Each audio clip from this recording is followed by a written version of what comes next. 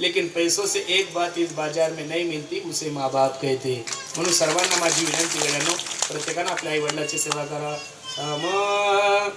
आई माझी मायेचा सागर, दिला तिने जीवनाला आकार.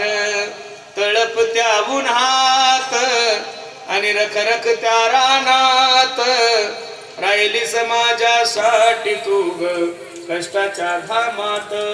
कधी मिळेल मुठभर घास, कधी घडे तिला उपवास.